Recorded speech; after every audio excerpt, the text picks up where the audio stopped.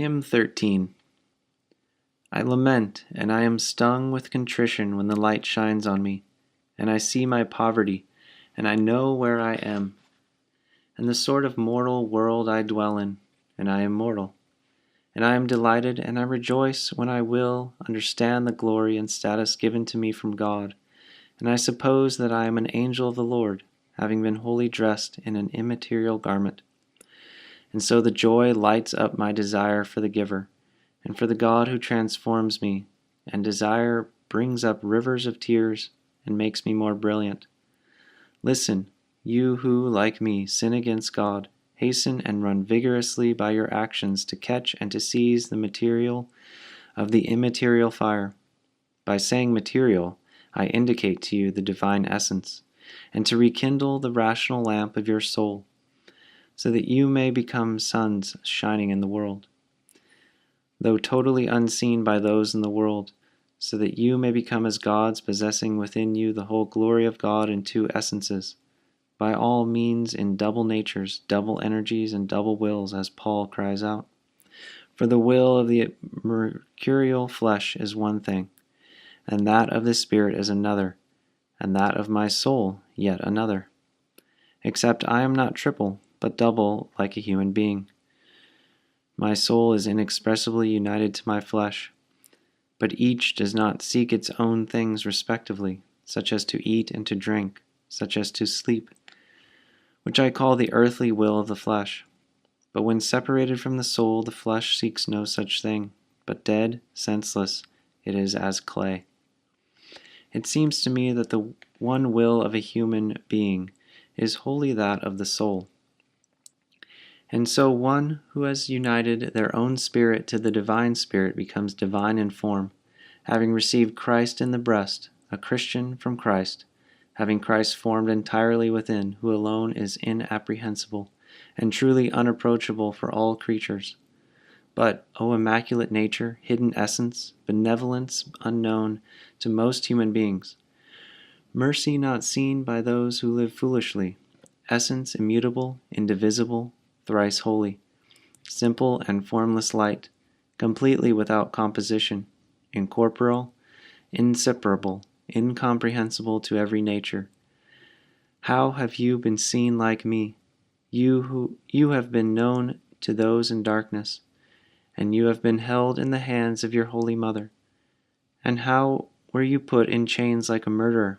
You suffered bodily like an evildoer, O King, desiring by all means to save me, and to bring me back again to a paradise of glory. This is your divine plan, your advent, your compassion, and your benevolence, which has come into being for all us human beings, O Logos, for the faithful, the unfaithful, the heathens, the sinners, and for the saints. For your manifestation has become common to all, salvation and redemption of the living and the dead. That which has secretly occurred in me, the profligate, is also accomplished in known ignorance, entirely known by me, but unknown to others. What sort of tongue would speak, what kind of mind might explain, what sort of word would recount, so that my hand may also write?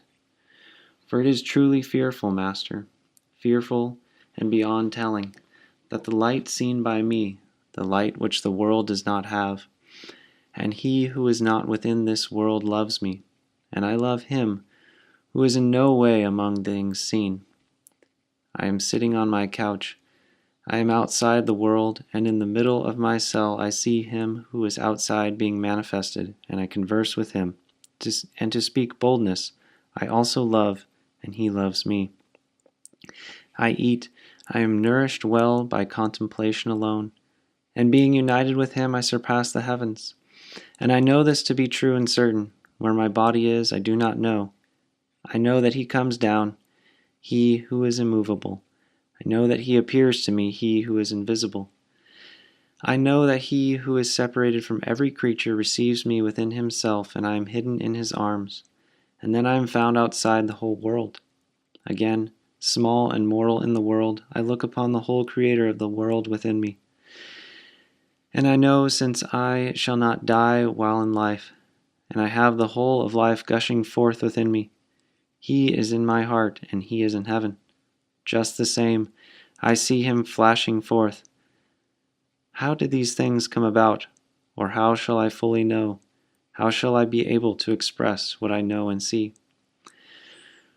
For they are truly unspeakable and utterly unutterable, things which eye has not seen and ear has not heard, and has never come upon a heart of flesh. I thank you, Master, because you had mercy on me, and you gave these things for me to see and thus to write, to proclaim your benevolence to those with me, so that even now peoples, tribes, and tongues may be initiated into the mystery, so that you may have mercy on every one who fervently repents, just as to your apostles and to all the saints. You show them kindness and honor them and glorify them, my God, seeing that they seek you with much desire and fear, and looking to you alone, the Maker of the world, to whom is fitting glory and honor, power, majesty as to a king, and God and Master of all, now and always, through all ages forever. Amen.